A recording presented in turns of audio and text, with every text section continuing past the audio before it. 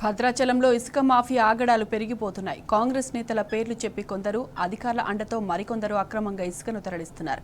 కూనవరం రోడ్లోని కొల్లూరుగూడెం గోదావరి నది నుంచి అర్ధరాత్రి ట్రాక్టర్తో ఇసుకను అక్రమంగా తరలిస్తున్నారు. జిల్లాలో నిర్మాణాలను ఆసరాగా చేసుకుని ఒక్కో ట్రాక్టర్ ఇసుకకు 3,000 నుంచి 4,000 వసూలు చేస్తున్నారు. ఇప్పటికైనా అధికారులు స్పందించి ఇసుక ర్యాంపు ఏర్పాటు చేయాలని స్థానికులు డిమాండ్ చేస్తున్నారు.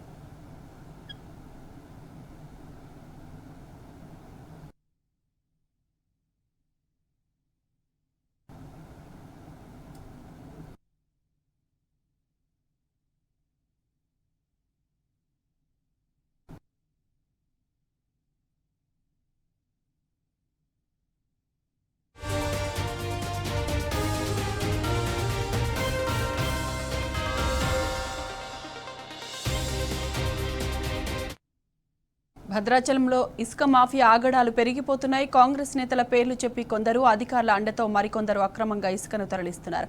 కూనవరం రోడ్లోని కొల్లుగూడెం గోదావరి నది నుంచి అర్ధరాత్రి ట్రాక్టర్లతో ఇసుకను అక్రమంగా తరలిస్తున్నారు. జిల్లాలో నిర్మాణాలను ఆసరాగా చేసుకుని ఒక్కో ట్రాక్టర్ ఇసుకకు 3,000 నుంచి 4,000 వసూలు చేస్తున్నారు.